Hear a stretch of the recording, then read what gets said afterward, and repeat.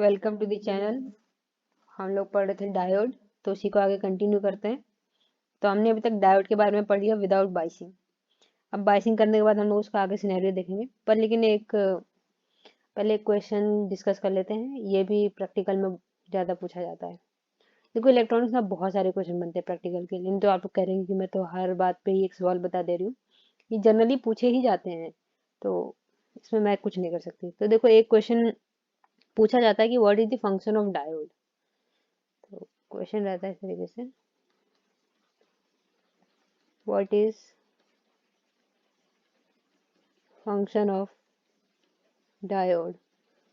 Mainly किस लिए इसका यूज होता है, तो फिर हम लोग कहते हैं कि द आंसर है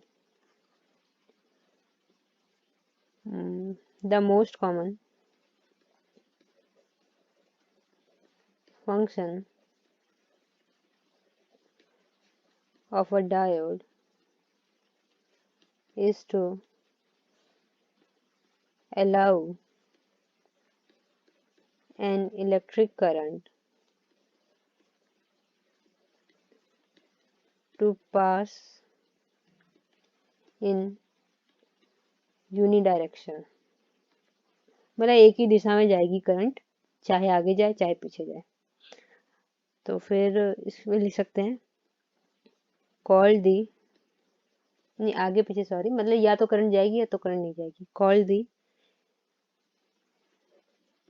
डायोड्स फॉरवर्ड डायरेक्शन वाइल, मतलब जिस डायरेक्शन में करंट जाएगी, मतलब अगर इधर करंट जा रही है तो मतलब कि हम लोगों का इस तरीके से फॉरवर्ड बायस में होगा।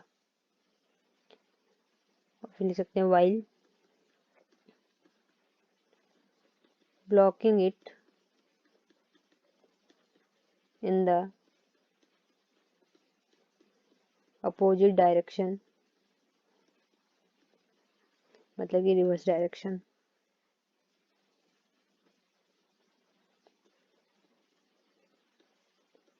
रिवर्स डायरेक्शन, ठीक है। तो यह सिंपल बस इतना कह देना कि इसका जो मेन फंक्शन है वो है इलेक्ट्रिक करंट को एक ही डायरेक्शन में फ्लो करवाना। और अगर कुछ और बात करें तो इसका यूज होता है जैसे रेक्टिफाइंग में, रेक्टिफाइंग अ वोल्टेज। इसका मतलब क्या होता है रेक्टिफायर करना, रेक्टिफाइंग करना एसी टू डीसी। क्योंकि जब हमारे घर में बिजली वगैरह आती है तो वो तो डीसी एसी में रहती है। अब अगर मैं अपना फ़ोन चार्ज में लगा दूं डायरेक्ट सप्लाई को, तो मेरा फ़ोन चार्ज होगा डिस्चार्ज होगा, चार्ज होगा डिस्चार्ज होगा। फ़ोन चार्ज तो होगा ही नहीं और ऊपर से ख़राब और हो जाएगा। तो अगर डीसी एक कांस्टेंट करंट रहेगी तो मेरा भाई साहब चार्ज होंगे, तो जो चार्जर रहता है हमारा वो रेक्टिफायर रहता है। तो यही है डायोड का थोड़ा बहुत यूज़। और भी काफ़ी है, बट जो मेन ऊपर वाला ही था कि यूनि डायरेक्शन के लिए। अब चलिए हम लोग चलते हैं forward biasing and reverse biasing. देखो, बाइसिंग देख रहे थे, सिंबल भी देख लेते हैं, फिर आगे चलते हैं। सिंबल ऑफ डायोड, तो इसका सिंबल इस टाइप में रहता है ऐसे। इसको कहते हैं P, इसको कहते हैं N, या मे बी ऐसे प्लस लिख के इधर आएगा या इधर माइनस आ जाएगा, या तो इधर A लिखा होगा या तो इधर K लिखा होगा। A फॉर एनोड और K फॉर कैथोड, ठीक है भाई। सी ही वाला कैथोड है, मे बी इस तरीके से भी लिखा हो सकता है। तो ये तो हम डायग्राम यूज करते हैं, पर लेकिन जनरली जब हम लोग खरीदने जाते हैं ना तो थोड़ा इस टाइप का मिलता है। मतलब जैसे सपोज करिए, मैं कोशिश करती हूँ बनाने की, ऐसे रहता है, ऐसे रहता है, और इसके ऊपर कोई नंबर लिखा रहता है। इसमें जैसे नंबर लिखा होगा, एग्जाम्पल ले लो, चलो 1 2 and 0 0 इस टाइप में, ठीक है। इनकी कोडिंग भी होती है, नंबरिंग की कोडिंग। टाइम मिलेगा तो मैं वो भी सिखा दूंगी कैसे कोडिंग की जाती है। इसको ऐसे मत अभी ढूंढने मत लग जाना इस टाइप का कोई डायोड, वो मे भी ना हो। मैं बस बात बता रही हूँ कि उसको ऐसे लिखा रहता है, डायोड की अपनी अपनी कैरेक्टरिस्टिक्स के हिसाब से वो बने रहते हैं। हमको सर्किट में जिस टाइप का डायोड चाहिए होता है हम लोग वो यूज करते हैं। चलिए अब बाइसिंग पे आते हैं। एक चीज और इसमें ये अच्छा है कि इसका डायग्राम देख रहे हैं, ऐसे चोच की तरह है, मतलब यहाँ से ऐसे, ऐसा इसलिए क्योंकि करंट यहाँ से ऐसे फ्लो हो रही है, तो इस साइड ऐसे न्यूक्लियर टाइप का है, देखिए ऐसे, ये करंट P2N ही ना फ्लो होती है इसलिए। अब चलिए बाइसिंग पे।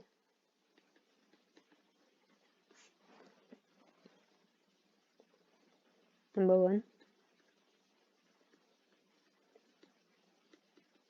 Forward biasing.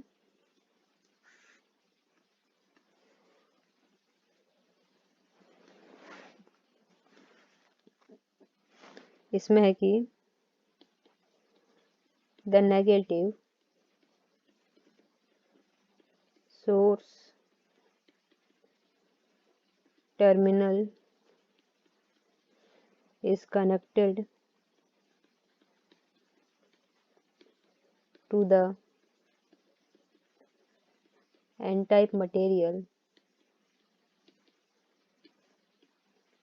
and the positive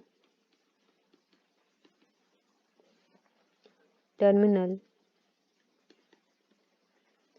is connected to the p-type material. So this connection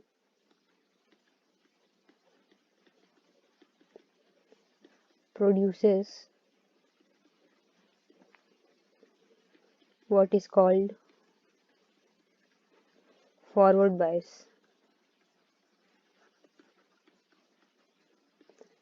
इसका मतलब है कि आप नेगेटिव टर्मिनल को नेगेटिव से कनेक्ट करेंगे एंड पॉजिटिव को पॉजिटिव से कनेक्ट करेंगे। तो फिर मैं डायग्राम दिखा देती हूँ।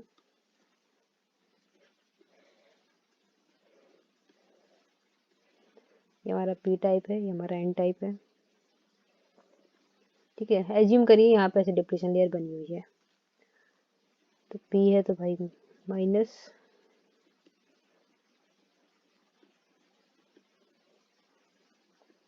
Plus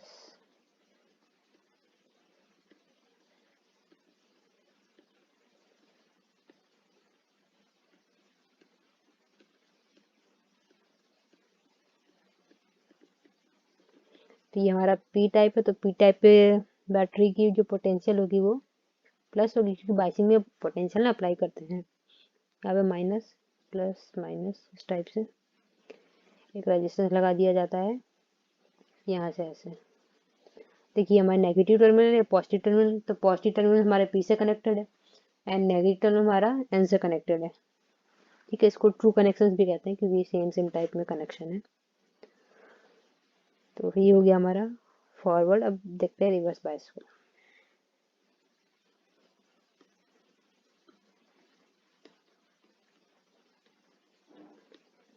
reverse bias, this time the negative battery terminal is connected to the P side and the positive battery terminal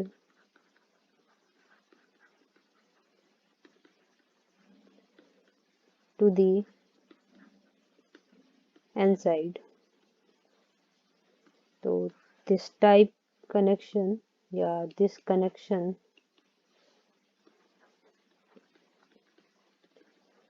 produces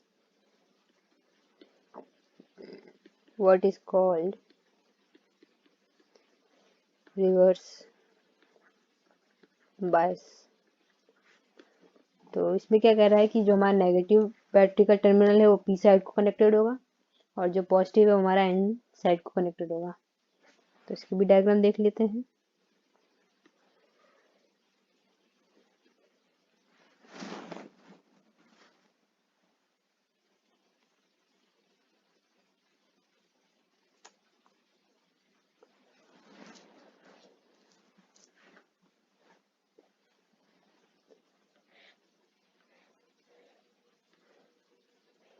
ये P है, ये N है। N में सिर्फ नॉर्मल डायग्राम बना लेते हैं, इसमें होल्स होंगे, का 2 इलेक्ट्रॉन होंगे और इसमें इलेक्ट्रॉन्स होंगे और कुछ होल्स होंगे। ठीक है, तो आपको हमको P को देना है नेगेटिव और N को देना है पॉजिटिव। ये माइनस, ये प्लस। तो देख सकते हैं हमने P को दिया है नेगेटिव टर्मिनल से कनेक्ट कर दिया है और N को हमने पॉजिटिव टर्मिनल से कनेक्ट कर दिया है।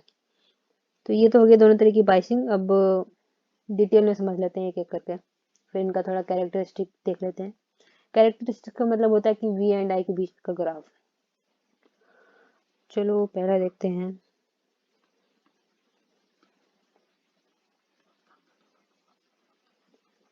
फॉरवर्ड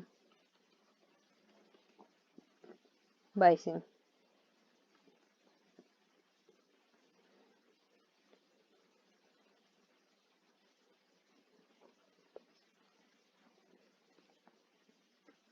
देखो फॉरवर्ड बाइसिंग में ना एक काम होता है कि डिप्लीशन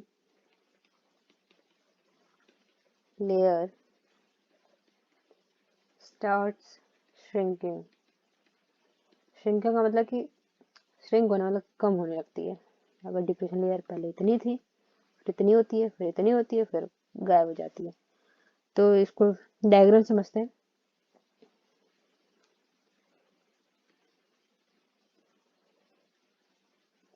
मान लेते हैं ये हमारी बैरियर है, प्लस, ठीक है, और यहाँ पे होंगे होल्स, यहाँ पे होंगे इलेक्ट्रॉन्स, कुछ holes, P type, N type. इसकी बाइसिंग कर देते हैं, क्योंकि फॉरवर्ड बाइसिंग है तो प्लस को हमको देना है प्लस, माइनस प्लस माइनस, और माइनस को देना है प्लस। इधर पे प्लस लगा दो, इधर माइनस लगा दो। जनरली कहीं कहीं पे ना ऐसे लिखा होगा कि जब भी फॉरवर्ड बाइसिंग करते हैं तो वहाँ पे हम लोग बैटरी के टर्मिनल्स कम ही रखते हैं, मतलब एक बार प्लस एक बार माइनस बस। और उसके लिए रिवर्स में हम लोग 3-4 रखते हैं। ऐसा इसलिए होता है क्योंकि फॉरवर्ड बाइसिंग में हमारा रेजिस्टेंस ऑफर कम होता है और रिवर्स बाइसिंग में हमारा रेजिस्टेंस ऑफर ज़्यादा होता है। तो अगर रेजिस्टेंस ऑफर ज़्यादा है तो इसलिए उसके लिए हम लोगों को रिवर्स में ज़्यादा लेना पड़ता है बैटरी पोटेंशियल। चलिए इसको फिर देखते हैं आगे। अब क्या होगा, हमको पता है कि इलेक्ट्रिक फील्ड यहाँ पे ऐसी जनरेट होती है इस टाइप में। इस प्लस को थोड़ा मैं इधर नीचे करती हूँ तो फिर एक सेकेंड, इधर पे ना करने पे थोड़ी इजी होगी। जैसे है, P को हमने दिया plus minus plus minus, okay, minus है, ये प्लस है। ये हमारी इलेक्ट्रिक फील्ड इस डायरेक्शन में है, प्लस टू माइनस। अब यहाँ पे इलेक्ट्रिक फील्ड क्या होगी, माइनस टू प्लस, मतलब कि पोटेंशियल डिफरेंस इस टाइप से कुछ होगा ना, कि यहाँ पे हाइयर होगा, यहाँ पे कम होगा। इलेक्ट्रिक फील्ड में ही बात कर देते हैं क्योंकि वेक्टर में इलेक्ट्रिक फील्ड को दिखाएंगे। तो इलेक्ट्रिक फील्ड की डायरेक्शन ये है और यहाँ पे प्लस माइनस की डायरेक्शन ये है। हमने बाइसिंग कर दी है। अब क्या होगा, धीरे धीरे देखिए, आपने यहाँ पे बैटरी लगाई, मतलब मानते हैं कि यहाँ पे बैटरी, ठीक है, मैं ग्राफ भी डिस्कस करूंगी। मतलब मान लेते हैं ये V है, ये मेरा I है। हमने 0 दिया, चलो 0 है। मैंने मानते 0.1 वोल्टेज दिया, अभी भी ये करंट 0 रहेगी। अब मानते हैं हमने 0.2 दिया, अभी भी करंट 0 है। 0.6 तक ऐसे देते गए, वोल्टेज 0 हुई। अचानक से 0.7 पे मैंने देखा कि 1 आ गई है, ठीक। फिर 0.8 पे फिर कुछ 2 आई, ऐसे सोन अब आगे चलती जाएगी। तो यहाँ तक पहले 0 दिया, 0, 0.1 दिया तो 0, 0.2 पे भी 0, 0.6 पे भी 0। ऐसा क्यों है, देखिए हमको पता है ये इलेक्ट्रॉन है, सॉरी नेगेटिव टर्मिनल है। अगर यह नेगेटिव टर्मिनल तो यहाँ के इलेक्ट्रॉन्स को रिपल करेगी, तो ये इलेक्ट्रॉन यहाँ जाएंगे, यहाँ जाएंगे, यहाँ जाएंगे, पर लेकिन यहाँ जाने के बाद यहाँ पे रुक जाएंगे। क्यों? क्योंकि यहाँ पे है इलेक्ट्रिक फील्ड यहाँ पे। तो इलेक्ट्रिक फील्ड की डायरेक्शन है लेफ्ट टू राइट, और यहाँ वाले भी इलेक्ट्रॉन यहाँ जाने की कोशिश कर रहे हैं, पर यहाँ का इलेक्ट्रिक फील्ड ज्यादा है। क्योंकि देखिए यहाँ आपका पोटेंशियल जैसे सपोज करते थे, ये 0.72 है ना, तो मानते ये 0.65 है, जैसे सपोज करो, या 0.65 है। अभी तुमने दिया है 0.1, मतलब देखिए आपका यह इलेक्ट्रिक फील्ड इतना है 0.65, और यहाँ पे मैंने इलेक्ट्रिक फील्ड दिया है 0.1। तो दोनों में मिल घटा के वापस इधर पे आ जाएगा, समझ रहे होंगे। तो ये 0.55 हो जाएगा, 0.55 इसकी डायरेक्शन हो जाएगी इलेक्ट्रिक फील्ड की। पोटेंशियल के टर्म में ही बात कर लेते हैं, इसका पोटेंशियल 0.65 है और इसका पोटेंशियल 0.1 है। तो अभी अगर ये 0.6 पर वोल्टेज ज़्यादा इस साइड और 0.1 वोल्टेज इस साइड लग रहा है, तो इसका मतलब ये कैंसिल आउट होगी, इतना इफेक्ट बचेगा। मतलब अभी भी इलेक्ट्रॉन यहाँ पे नहीं जा सकते क्योंकि यहाँ का पोटेंशियल हाइयर है। अब धीरे धीरे हमने इसको बढ़ाया, अब मैंने इसको किया 0.2 किया, तो ये भाई साहब थोड़े से बढ़ गए, अब ये इतने हो गए, 0.2 हो गया। अब इसमें से 2 घट जाएगा तो ये 0.45 होगा, है ना। ऐसे करते करते के चलेंगे, फिर एक टाइम आएगा कि 0.65 हो जाएगा, इक्वल आ जाएगा। तो पूरा बैरियर हट गया, तो जो डिप्लीशन लेयर होगी ये डिप्लीट होने लग गई, है ना। ऊपर ही एक पॉइंट लिखवाया था कि डिप्लीशन लेयर स्टार्ट श्रिंकिंग। तो देखिए धीरे धीरे डिप्लीशन लेयर हमारी कम होती जा रही है। तो ये तो चलो अच्छी बात है, कम होती जा रही है, क्योंकि जब जब ये पूरी डिप्लीशन लेयर हटेगी तभी तो ये हमारे इलेक्ट्रॉन्स इस साइड पे मूव कर पाएंगे।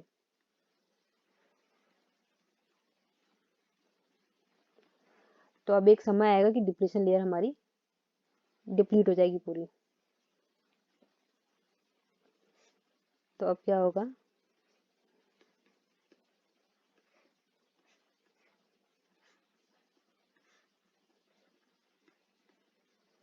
डिप्लीशन लेयर पूरी डिप्लीट हो गई और अब हम लोग जैसे जैसे वोल्टेज बढ़ाएंगे तो इलेक्ट्रॉन इधर पे मूव होने लग जाएंगे। ठीक है, यहाँ पे फिर इलेक्ट्रॉन आएगा, फिर यहाँ से वापस इलेक्ट्रॉन बनते बनते ऐसे ऐसे पूरे इलेक्ट्रॉन पूरी घूमने लग जाएगी और हमको करंट मिल जाएगा।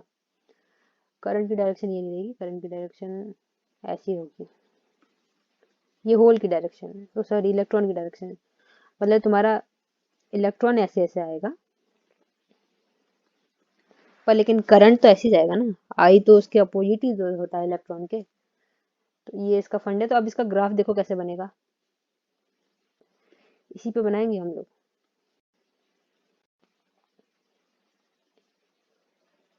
इसको कहते हैं कैरेक्टरिस्टिक। देखिए शुरुआत में ऐसे होगा, ऐसे होगा, ऐसे जाके फिर थोड़ा ऐसे हो जाएगा। तो यहाँ से देखिए, यहाँ पे 0 दिया तो 0, फिर 0 0 0, क्योंकि अभी यहाँ पे हमारा डिप्लीशन लिया पूरी तरीके से श्रिंक नहीं हुआ था, क्योंकि पहले वाला वोल्टेज मतलब ऊपर का वोल्टेज ज्यादा था जो इलेक्ट्रिक फील्ड की वजह से क्रिएट हुआ था पीएन जंक्शन पे, और हमारा अप्लाई वोल्टेज कम था। तो यहाँ से बायसिंग की एक नई डेफिनेशन भी आती है कि जो अक्रॉस वोल्टेज डिफरेंस है वो आपके डायोड के पोटेंशियल बैरियर से ज्यादा होगा तब आपका फॉरवर्ड में होगा, अगर कम होगा तो रिवर्स में होगा। तो चलिए इधर देखते हैं, फिर अभी ऐसे ऐसे बढ़ता गया, और जो ये वोल्टेज है जहाँ पे इसने बढ़ना शुरू किया इसको कहते हैं हम लोग नी वोल्टेज या कट इन वोल्टेज।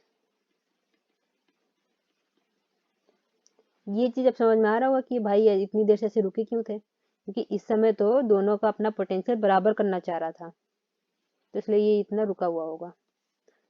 पहले ये डायग्राम देखिए, क्योंकि इलेक्ट्रिक फील्ड इस डायरेक्शन में है तो यहाँ पे पोटेंशियल कुछ है, मानते हैं यहाँ पे भी चलिए पोटेंशियल है, क्योंकि प्लस से माइनस बैटरी लगी हुई ना, तो इसका कुछ पोटेंशियल है। अभी इसका पोटेंशियल ज्यादा है, इसका पोटेंशियल कम है, तो ये इलेक्ट्रॉन इधर को नहीं जा पाएंगे। फिर धीरे धीरे पोटेंशियल में बढ़ाते जा रही हूँ, पोटेंशियल में बढ़ाते जा रही हूँ, एक टाइम आएगा कि दोनों का पोटेंशियल बराबर हो जाएगा और वो डिप्लीशन लेयर हट गई। फिर हमने जैसे ही आगे किया तो हमारे इलेक्ट्रॉन यहाँ पे जाने लग गए। तो जो यहाँ पे ये 0.7 है, ये हमारा क्या है, नी वोल्टेज, क्योंकि यह वह वोल्टेज है जहां से हमारा रैपिडली इंक्रीज होना शुरू हो जाएगा करंट, तो इसको कहते हैं नी वोल्टेज। और उसके बाद फिर ये ऐसे बढ़ते रहता है। इसमें अब एक चीज और ध्यान देने की बात है कि ये नॉन ओमिक है। दिस ग्राफ, यहाँ पे वी है, यहाँ पे आई है, this graph is non ohmic. Ohmic का मतलब क्या होता है, ohmic graph means follow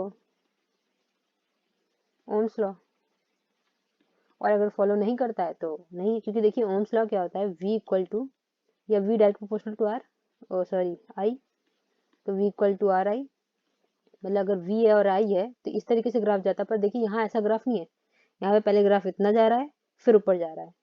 okay, तो ये हमारा हो गया। बाद में देखते कि हाँ फिर उसके बाद यहाँ पे कुछ पल के लिए ये थोड़ा ओमिक हो जाता है। तो ये न्यू वोल्टेज है, इसको याद करना है। जनरली हमेशा, क्योंकि पीएन जंक्शन डायोड का हम लोगों का प्रैक्टिकल होता है फर्स्ट ईयर में, तो उसमें ये फेवरेट क्वेश्चन है टीचरों का कि बताइए न्यू वोल्टेज क्या है। तो आपको बताना है in forward region the voltage at which the current starts to increase rapidly is called the new voltage of the diode, और it is equal to the potential barrier, क्योंकि भाई जितना पोटेंशियल बैरियर लगेगा तभी तो वो फ्लो होना शुरू करेगा, कि जब नीचे आपने पोटेंशियल उतना लगाया कि आपके डायोड के पोटेंशियल के बराबर है, उसके बाद ही तो कंडक्शन शुरू होगा, इलेक्ट्रॉन्स मूव कर पाएंगे। तो ये हो गया हम लोगों का ग्राफ, और ये ग्राफ कैसे बना ये भी समझ में आ रहा होगा। तो फिर न्यू वोल्टेज लिख दिया जाए। देखिए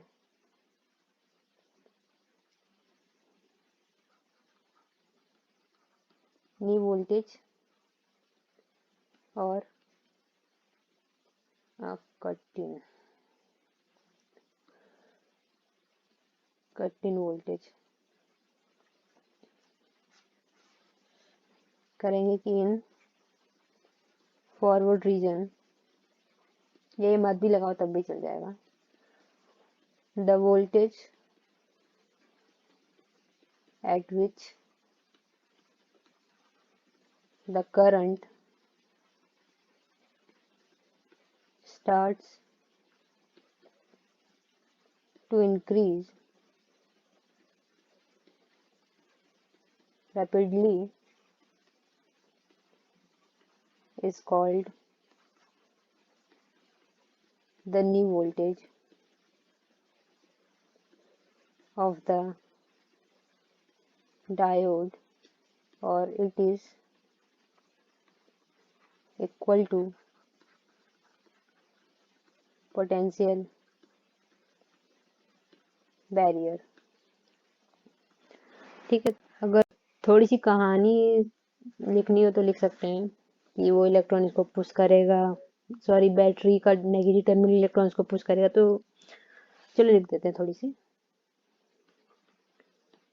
द बैटरी, जो मैंने ऊपर समझाया मैं वही लिखने वाली हूँ। The battery pushes holes and free electrons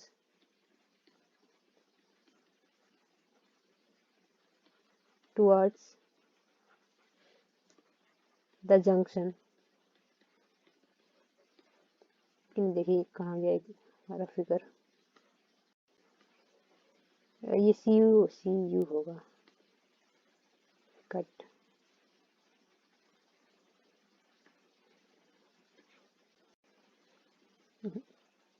in voltage.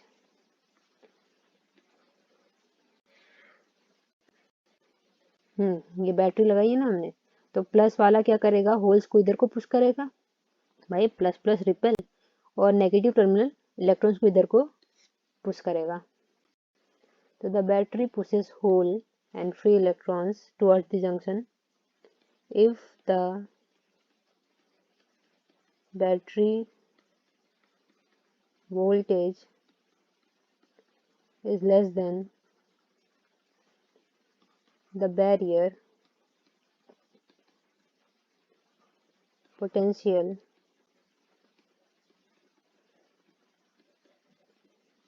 the free electrons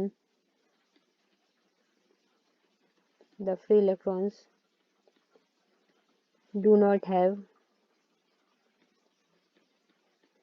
enough energy to get through the depletion layer।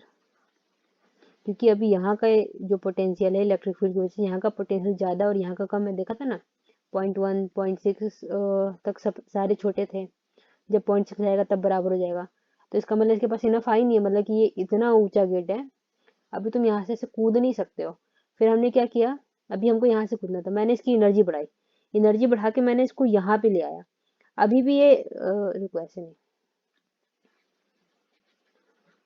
अच्छे से बनाते हैं।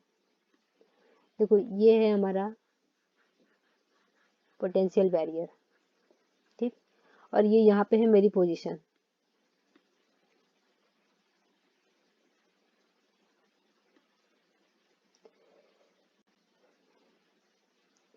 यहाँ पे है मेरी पोजीशन और मैं कूदने की कोशिश करूंगी तो मैं यहाँ पे आके गिर जा रही हूँ। मैंने क्या किया, इसको कुछ एनर्जी दे दी। मैंने कहा चल भाई तू यहाँ पे आ जा। अभी ये वही सेम उसी तरीके से कूदेगा, अभी भी नहीं कूद पाया।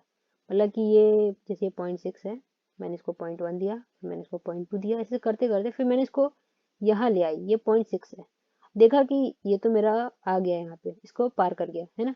तो इसके पास इतनी एनर्जी है ही नहीं, अभी हमने अभी भी पोटेंशियल लगाया है, पर इसके पास उतनी इनफ एनर्जी नहीं है कि उसको क्रॉस कर पाए। धीरे धीरे हमने उसका पोटेंशियल बढ़ाया, एक टाइम आएगा कि उसने क्रॉस कर दिया, और जहां से उसने क्रॉस करना शुरू किया वही मेरा कट इन वोल्टेज या नी वोल्टेज होगा। ठीक है, ज्यादातर नी वोल्टेज सुनने में आएगा, कट इन थोड़ा कम ही आएगा। चलो, through the depletion layer when they enter the depletion layer, the ions will push them back into the n region।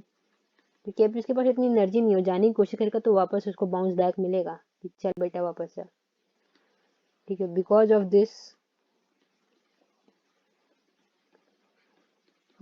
This there is no current through the diode. मतलब अभी कुछ भी नहीं हुआ कुल मिला के। अब कहा है कि व्हेन, अब हमने बढ़ाया उसको, when the DC voltage source is greater than the barrier potential। अब वो बैरियर पोटेंशियल से ज़्यादा हो गया, मतलब इसके पास इनफ एनर्जी आ चुकी है। ठीक है, मम्मी ने इस बार उसको अच्छे से खिला पिला के भेजा है। तो द बैटरी अगेन पुशेस, वो तो अपना काम करेगा ही, पुश करेगा ही, again pushes holes and free electrons towards the junction. उसने फिर से वही काम किया कि जंक्शन की तरफ उनको भेजना शुरू कर दिया। This time the free electrons, इस बार फ्री इलेक्ट्रॉन्स के पास काफी एनर्जी था। This time the free electrons have enough energy to pass through the depletion layer and recombine with holes।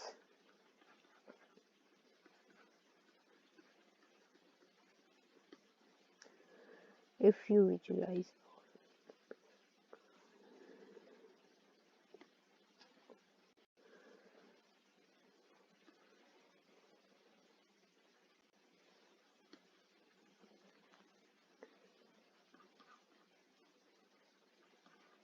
if you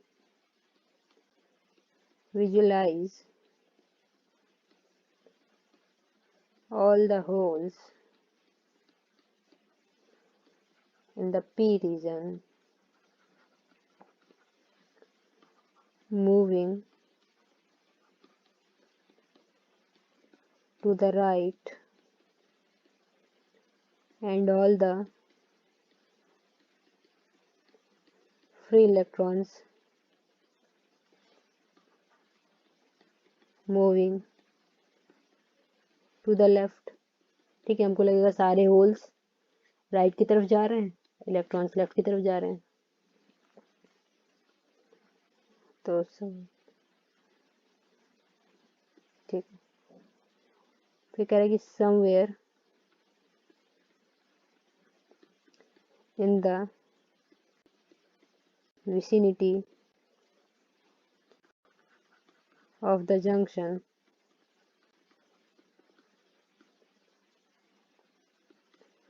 these opposite charges recombine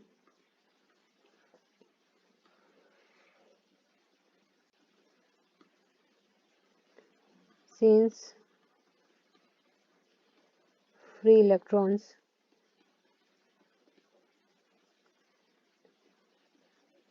continuously enter the right end of the diode and holes are being continuously created at the left end. There is a continuous current through the diode। ठीक है, पूरा process वही जो ऊपर बताया था वो समझ में आ रहा होगा किस तरीके से। मतलब देखिए, क्या यहाँ पे होल्स है ना, यहाँ पे इलेक्ट्रॉन है, ठीक है, यहाँ से हमको नेगेटिव है, यहाँ पे प्लस है, यहाँ से पुश हो रहा है। तो देखो अब क्या होगा, ये इलेक्ट्रॉन इसमें आएगा, तो जब यह इलेक्ट्रॉन इसमें आएगा तो फिर हम क्या देखेंगे, अब डायग्राम थोड़ा रीअरेंज हो जाएगा कि यहाँ पे होल हो जाएगा, यहाँ पे इलेक्ट्रॉन सॉरी यहाँ पे इलेक्ट्रॉन आ जाएगा, यहाँ पे होल आ जाएगा। फिर क्या होगा, ये इलेक्ट्रॉन अब यहाँ पे आ जाएगा, तो अब यहाँ पे होल आ जाएगा, यहाँ पे इलेक्ट्रॉन आ जाएगा, इलेक्ट्रॉन अब यहाँ से निकल जाएगा, फिर यहाँ पे होल आ जाएगा, फिर इलेक्ट्रॉन ऐसे ऐसे ऐसे, मतलब ये पूरी साइकिल चलती जाएगी। यहाँ से इलेक्ट्रॉन्स आते जाएंगे, फिर यहाँ से चले जाएंगे, ऐसे ऐसे पूरा फ्लो होने लगेगा, तो पूरी करंट फ्लो हो जाएगी। ये लिखा हुआ है ऊपर। तो ये पूरा था हम लोगों का फॉरवर्ड बायस का। अब देख लेते हैं रिवर्स बायस का।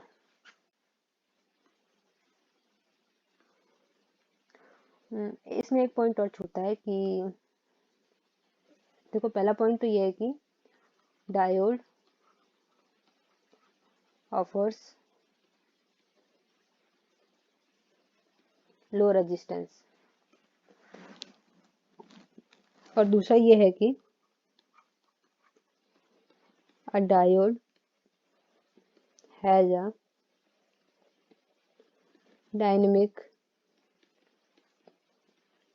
रेजिस्टेंस, मतलब ये चेंज होता है with voltage, change with changes कर देते हैं,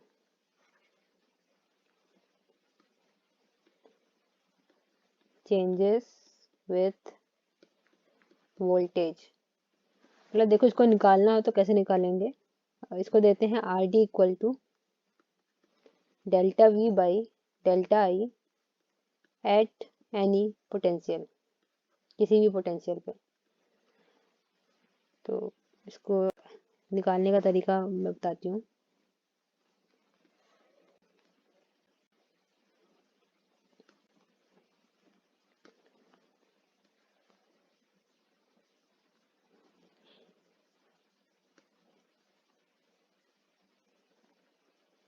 देखिए, ऐसे ग्राफ होता है ना, यहाँ पे थोड़ा इतना ये हमारे पास कट इन होता है, या फिर नी वोल्टेज। तो आपको ये निकालना है इस पॉइंट पे।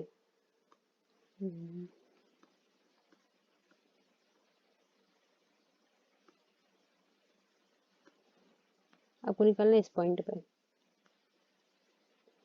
ये हमारा v है। तो निकालने के लिए हम क्या करेंगे, इसके थोड़ा डेल्टा v लेना है, हमको डेल्टा v लेना है।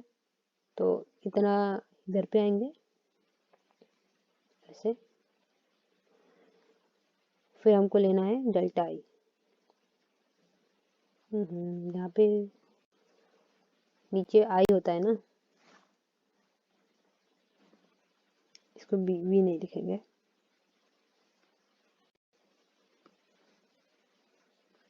ये हमारा आई है, ये हमारा वोल्टेज है। तो इसके इधर पे ये रहा, तो ये मेरा डेल्टा वी हो जाएगा, और ये वो वाला पॉइंट है वी जहाँ पे मुझको निकालना था। ये वी है, ये एट एनी पॉइंट वी, तो इसके ऊपर नीचे पे चलेंगे, यहाँ से इतना चलेंगे, यहाँ से थोड़ा नीचे चलेंगे, तो जो ये पोर्शन है, ये देखो, ये हमको क्या देगा, ये हमको देगा डेल्टा वी, और ये हमको देगा डेल्टा आई। तो हम लोग यहाँ से मतलब ये ग्राफ बनाना क्या है कि एक्सपेरिमेंट होगा, इस तरीके से एक डब्बा रहता है, यहाँ पे एमीटर बना रहता है। ऐसी ड्राइंग इतनी खराब है और बन रही है।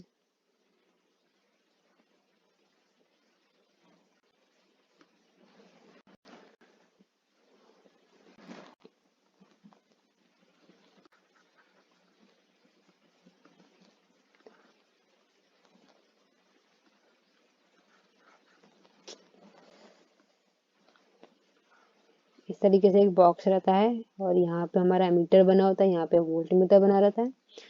कभी भी देखेंगे लैब में रहता है, यहाँ पे ऐसे डायोड का सिंबल बना होता है, ठीक है, इस तरीके से।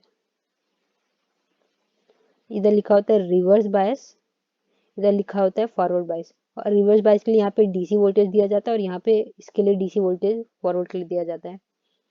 इसलिए सर्किट रहता है, कनेक्शन हम लोगों को करनी होती है पूरी सी कनेक्शन। तो हम लोग रीडिंग निकालेंगे, और रीडिंग जैसे मैंने ऊपर टेबल दिखाई है, यहाँ पे वी लिखते हैं, यहाँ पे आई लिखते हैं, इस तरीके से।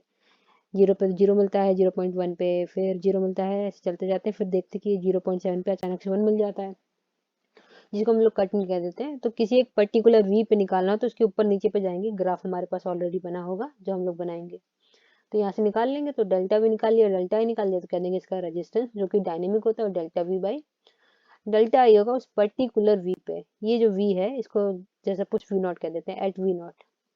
ठीक है, समझ में आ गया होगा किस तरीके से निकाला जाता है। और एक चीज़ और कह सकते हैं कि इन फॉरवर्ड बायस जो हमारा डायोड है वो कंडक्टर की तरह बिहेव करने लग जाता है, क्योंकि वो करंट को अलाउ करता है, पास होने देता है, इसलिए उसका रेजिस्टेंस भी कम होता है। अब चलते हैं रिवर्स पे, फॉरवर्ड की सारी बातें खत्म। रिवर्स बायस,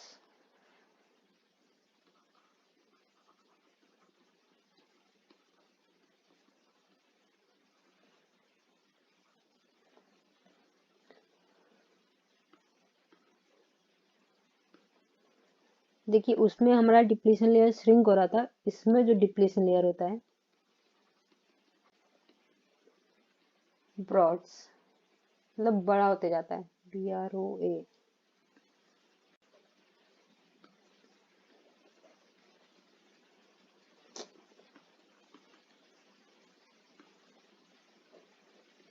ब्रॉड्स, ठीक है, इसमें डिप्लीशन लेयर बड़ा होता है। उसमें देखा था कि डिप्लीशन लेयर इतना था तो इतना हुआ, इतना खत्म हो गया, पर इसमें क्या इतना है, अब ये इतना हो जाता है और हो जाता है, ठीक है, इस तरीके से इसमें काम होता है। चलिए सर्किट बनाते हैं पहले, फिर आगे डिस्कशन करेंगे।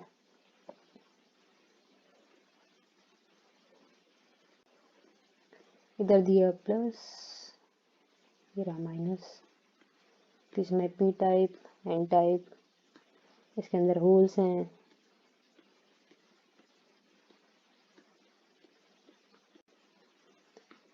फिर इसमें इलेक्ट्रॉन्स हैं,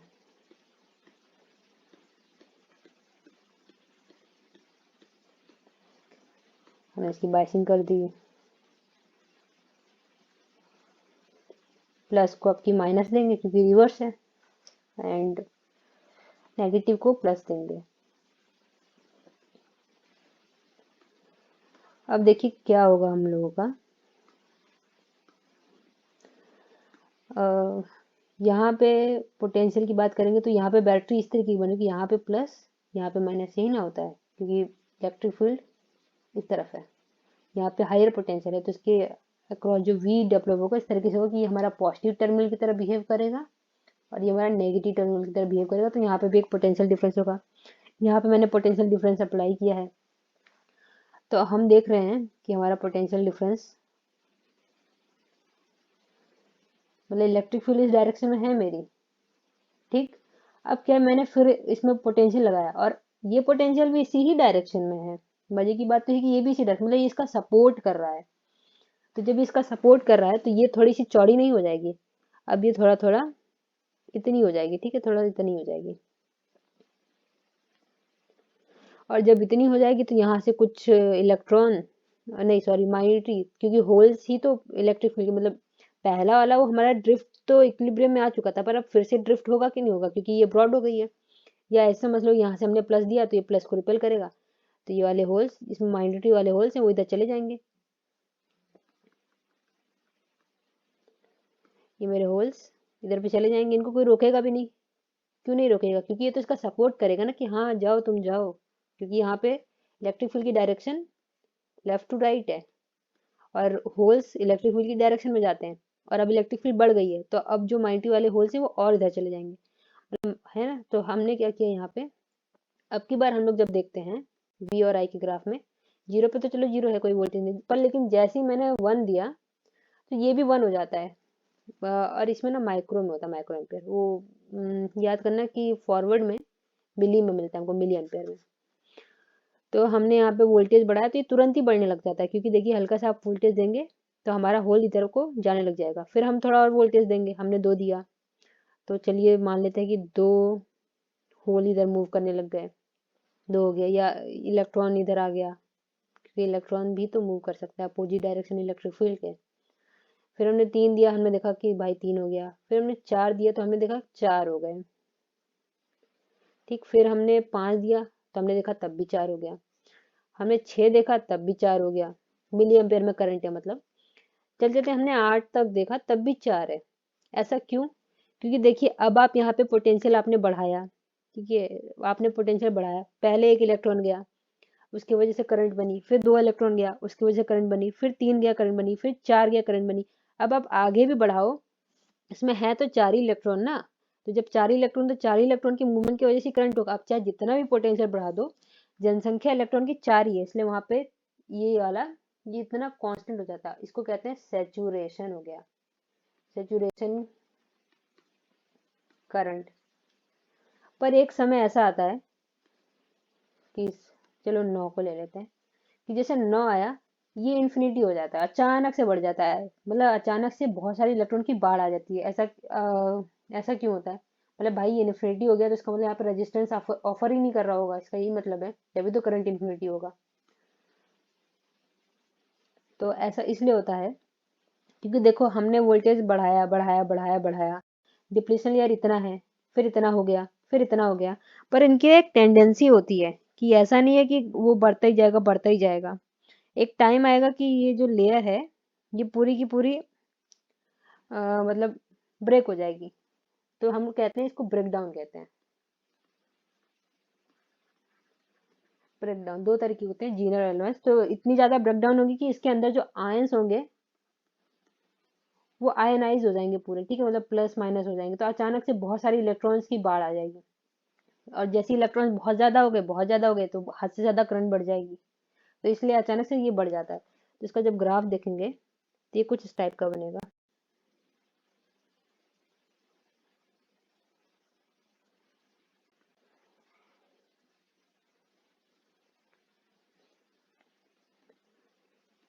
देखिए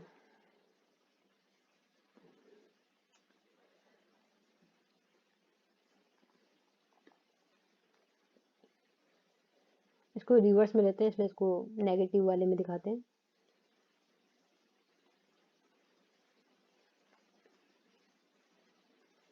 अब क्या होगा कि यहाँ तो हम लोग करंट दिखाते हैं और यहाँ पे हम लोग वोल्टेज दिखाते हैं।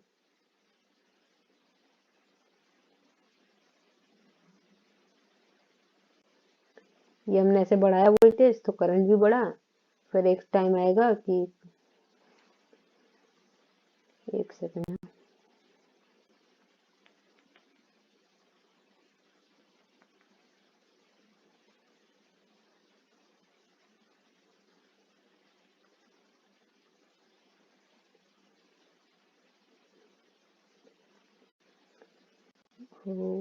मैंने एक चीज ना ऊपर भी गलत कर दी, मेरे को लग ही रहा था यहाँ पे आई नहीं, यहाँ पे वी रहता है,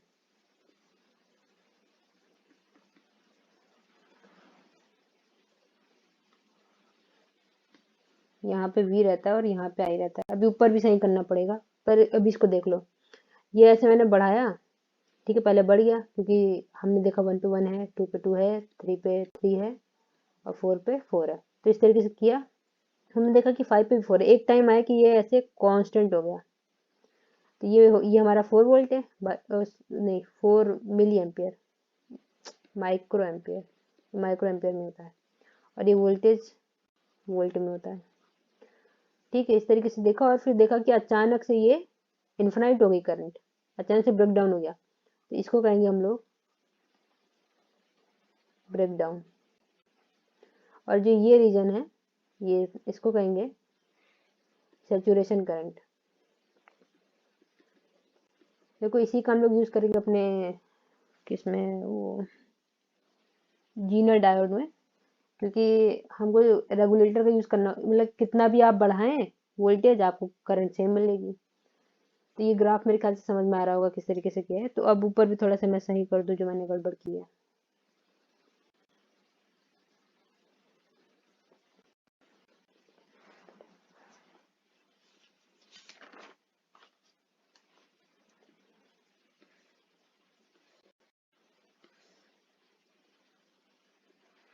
हाँ, ये ग्राफ में सही कर लेना।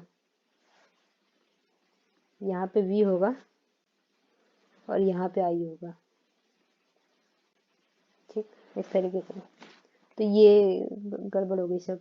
यहाँ पे डेल्टा I हो जाएगा, यहाँ पे डेल्टा V हो जाएगा। ठीक है, ये वाला I हो जाएगा।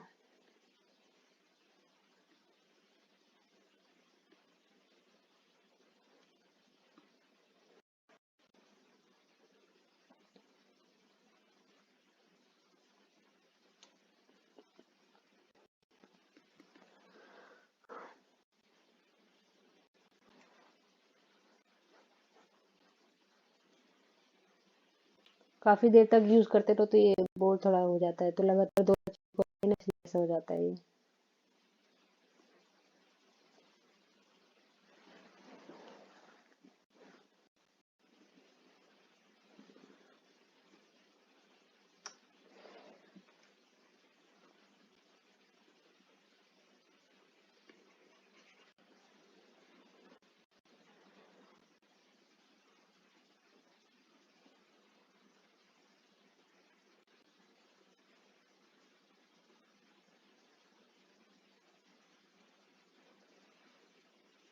ये हो जाएगा डेल्टा I, हो जाएगा ये डेल्टा V। ठीक है, तो इस तरीके से इसको कर लेना सही। ऊपर साइड एक डायग्राम और था क्या, ध्यान नहीं मेरे को।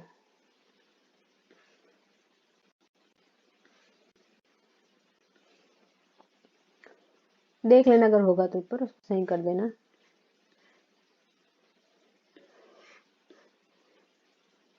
आगे चलते हैं, इसका एक फाइनल डायग्राम बना लेते हैं पूरे पीएन जंक्शन का, किस टाइप का बनेगा।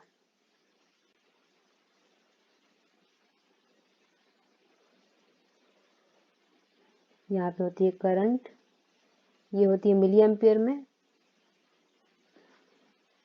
सॉरी वोल्टेज, फिर वही गलती कर दी।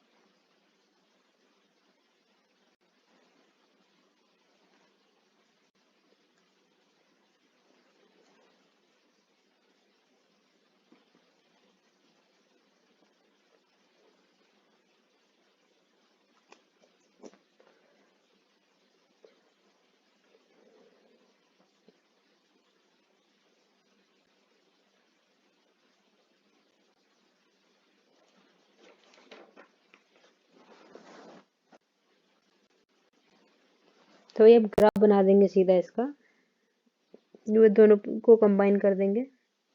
तो जो हमारी एक्स एक्सिस हो जाएगी वो हमारी वोल्टेज की हो जाएगी, और जो हमारी वाई एक्सिस हो जाएगी वो करंट की हो जाएगी। तो जो फर्स्ट क्वाड्रेंट रहेगा उसमें फॉरवर्ड का बना देंगे और जो थर्ड क्वाड्रेंट रहेगा उसमें रिवर्स का बना देंगे, कुछ इस प्रकार से।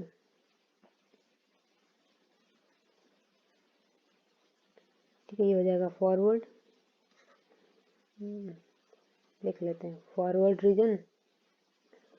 और इसमें क्या देखें, देखिए इसमें अचानक से ऐसे बढ़ जाती है ना, ऐसे बढ़ती है, फिर उसके बाद कांस्टेंट हो जाती है और उसके बाद ऐसे ब्रेक डाउन हो जाता है। तो इसको कहते हैं हम लोग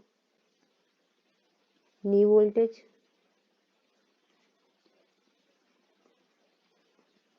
नी वोल्टेज, या फिर इसी को कहते हैं कट इन वोल्टेज। समझ लेना, मैं बोलते जा रही हूँ। Cut in.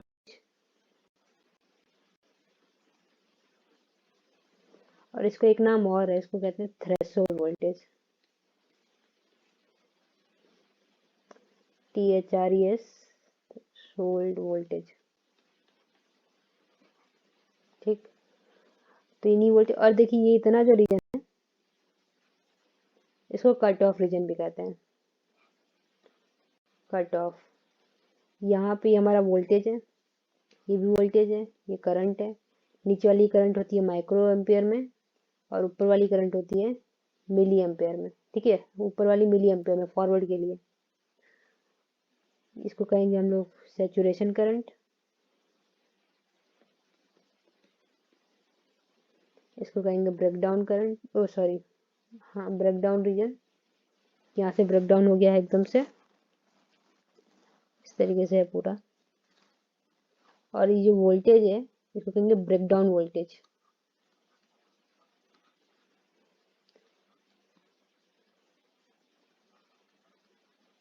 Breakdown voltage. थोड़ा सा मैनेज कर लीजिएगा, बोर्ड नहीं सही चल रहा।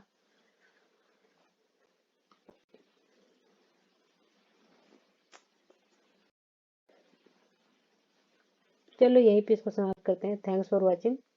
और कल वाले में सवाल डिस्कस करेंगे, कब फॉरवर्ड होगा कब रिवर्स होगा, और डायोड के कुछ बहुत सारे प्रॉब्लम्स देखेंगे। ठीक है, धन्यवाद।